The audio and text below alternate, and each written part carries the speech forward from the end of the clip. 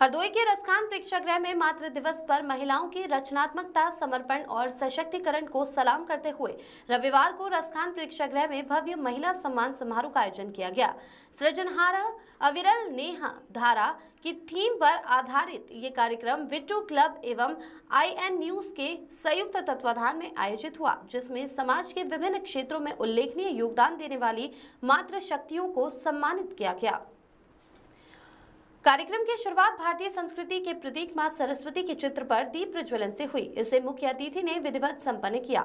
इसके पश्चात प्रवाह नामक स्मारिका का विमोचन किया गया, जिसमें नारी सशक्तिकरण, मातृत्व और सामाजिक योगदान से जुड़ी रचनाएं संकलित थी। ये स्मारिका उपस्थित लोगों के लिए प्रेरणा स्रोत बनी। कार्यक्रम का मुख्य आकर्षण रहा कवयित्री अंजू सिंह का भावपूर्ण काव्य पाठ, जिन्होंने अपनी प्रसिद्ध कविता मैं अवतारों की जननी हूँ, रचयिता हूँ, मैं नारी हूँ के माध्यम से नारी के विविध रूपों, मां सृजनकर्ता, सहनशीलता की मूरत, प्रेरणा स्रोत और समाज की धुरी के रूप में प्रभावशाली चित्रण किया। उनके शब्दों ने श्रोताओं को गहराई से झंझोर दिया और नारी की भूमिका के सम्मान के साथ स्थापित किया। शिक्षिका व कवयित्री अपूर्वा मिश्रा ने मां को जीवन रूपी दीपक की बाती की उपमा देते हुए अत्यंत संवेदनशील कविता प्रस्तुत की, जिसने उपस्थित श्रोताओं की आंखों को नम कर दिया। उनके शब्दों ने स्पष्ट कर दिया कि मां केवल एक रिश्ता नहीं, बल्कि जीवन की वह ऊर्जा है जो हर मोड़ पर प्रेरणा देती है। कार्यक्रम में मंचासीन वक्ताओं ने नारी को केवल श्रद्धा की पात्र न मानते हुए उसे निर्णय और नेतृत्व के केंद्र में रखने की आवश्यकता पर बल दिया। वक्ताओं ने ये भी कहा कि आज की नारी केवल घर की चार दीवारी तक सीमित नहीं, बल्कि वह समाज के हर क्षेत्र में अपनी सशक्त उपस्थिति दर्ज करा रही है। पूरे कार्यक्रम में मातृत्व की भावना, नारी की सहनशीलता और उसकी सृजनात्मक शक्ति को नमन करते हुए ऐसी भावनात्मक अभिव्यक्तियां देखने को मिली, जो उपस्थित हर व्यक्ति को आत्म मंथन और प्रेरणा का अवसर प्रदान कर गई। हरदोई से अखिलेश सिंह की रिपोर्ट। मैं एक मां हूं, मुझे गर्व है कि मैं एक मां हूं, क्योंकि मैं सिर्फ एक बेटे की मां नहीं हूं, मैं एक शिक्षिका भी हूं। और उस शिक्षिका को मैं ऐसा समझती हूं कि मेरे विद्यालय में जितने भी बच्चे हैं, मैं उन सबकी मां हूं। क्योंकि कोई अभिभावक जब अपने बच्चे को हमारे विद्यालय में छोड़ के जाता है, तो वो हमारे से बहुत उम्मीदें रखता है कि हमारे बच्चे को अच्छी शिक्षा, अच्छे संस्कार, उसको नई नई ऊंचाइयां मिलेंगी। उसके लिए मैं हमेशा प्रयत्न करती रहती हूँ। मैं आज इस मंच के माध्यम से अपनी सभी मातृशक्ति को बहुत बहुत शुभकामनाएं देती हूँ।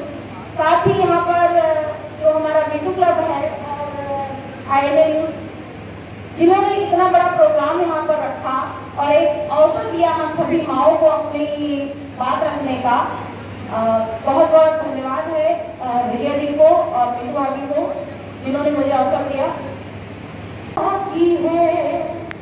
तुम नाम पूछते हो मेरा नाम बाकी है, इस मुश्किल का करना इंतजाम बाकी है।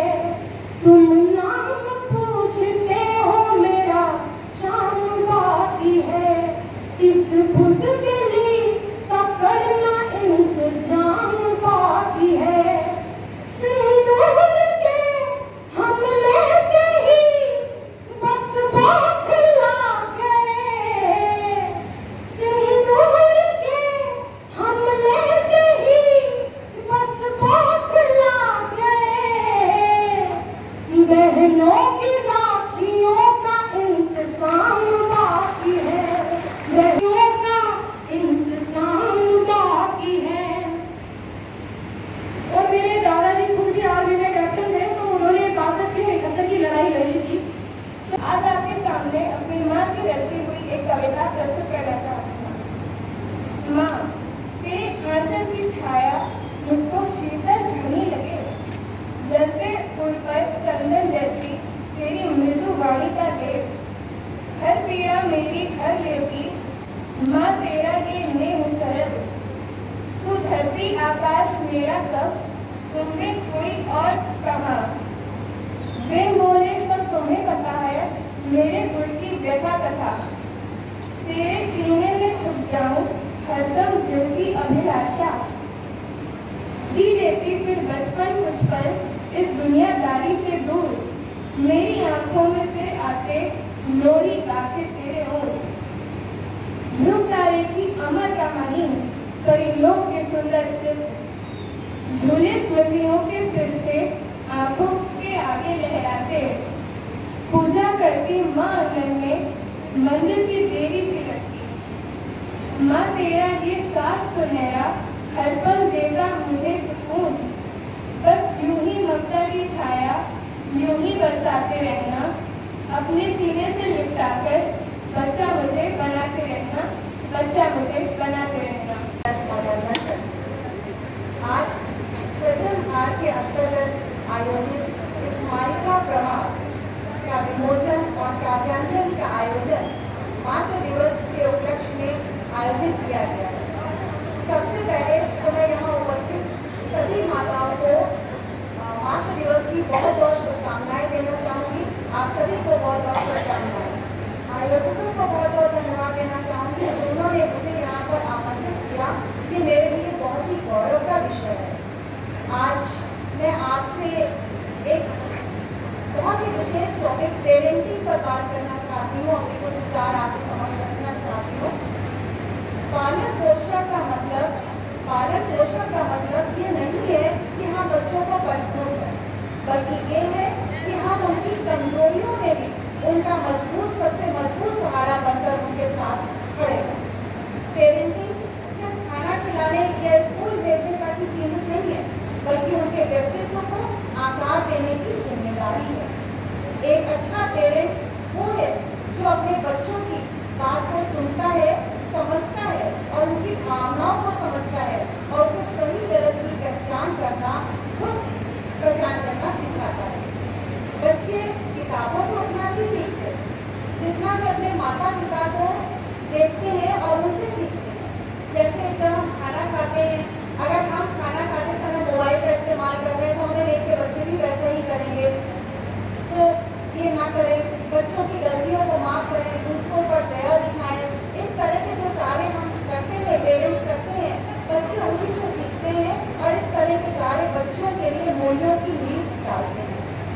बच्चों के साथ मित्रवत व्यवहार करना चाहिए, उनको समझना चाहिए, उनके साथ बैठ के बातचीत करनी चाहिए, वो क्या चाहते हैं उसको समझने की कोशिश करनी चाहिए और फिर उनके साथ जैसा वो चाहते हैं, जिस क्षेत्र में वो आगे बढ़ना चाहते हैं, उस तरह का सपोर्ट पेरेंट्स को बच्चों के साथ करना चाहिए। पैसा, तपस्या, तप, परिश्रम सब कुछ लगता है, तो अगर आप एक कार्यक्रम को सफलतापूर्वक आयोजित कर लेते हो तो आप एक समाज में प्रतिष्ठित स्थान प्राप्त करते हो। ऐसे ही दोनों लोग बड़ी तत्परता से कार्यक्रम को आयोजित करते, लेकिन देखिए जैसा अभी कहा गया कि यहाँ पे कितने लोग हैं वो मानी नहीं रखता है, मगर एक व्यक्ति 1,000 की भी संख्या में नेतृत्व करने वाला यहाँ पे बैठा है, तो वह 50,000 की संख्या में यहाँ पे हम उसको मानते हैं। तो विजय लक्ष्मी और मिनी जी को भी बहुत बहुत शुभकामनाएं कि ऐसे ही कार्यक्रम करते रहें और आगे बढ़ते रहें। और जैसा कि आज हमारा मातृ दिवस के रूप में यह कार्यक्रम रखा गया और सिंधु जो हमारी इस समय परिस्थितियां चल रही हैं उस विषय को भी दिया गया। यह कोई विषय नहीं है, यह हमारे जीवन की घटने वाली घटना, जो हमारी आत्मा को झंझोर करने वाली यह घटना। मैं से शुक्रिया अदा करती हूँ और मैं एक बात जरूर संदेश आप लोगों को देना चाहूँगी जो आप लोग लेकर के जाइए और लोगों तक भी दीजिए कि कोई भी कार्यक्रम के समय का विशेष ध्यान रखें। ठीक है, समय के पाबंद थे और आप जान रहे हैं इस समय देश की स्थिति बहुत अलग स्थिति में जा रही है, तो सभी जिम्मेदार बनकर बैठे हुए हैं तो बहुत समय नहीं दे सकते। कृपया मैं आप लोगों से यही कहना चाहूँगी कि अगली बार से जो भी कार्यक्रम हो उसमें आप लोग समय का विशेष ध्यान रखेंगे तो आपको भी आनंद आएगा, हमें भी आनंद आएगा, जो जनमंच में जो लोग बैठे उनको भी अच्छा लगेगा। क्योंकि समय एक ऐसी चीज़ है जो अगर समय से हम लोग चलते हैं तो बहुत कुछ अच्छा लगता है। इसी के साथ मैं कमला साहब बैठे हुए हैं, उनका बहुत बहुत धन्यवाद देना चाहूँगी क्योंकि आज हम जो कुछ भी सब लोग आज मजे से आज कार्यक्रम कर पा रहे हैं। मेरे कमला साहब से बात हुई थी, तब मैं चाहूँगी आप एक बार मंच पे आ जाइए।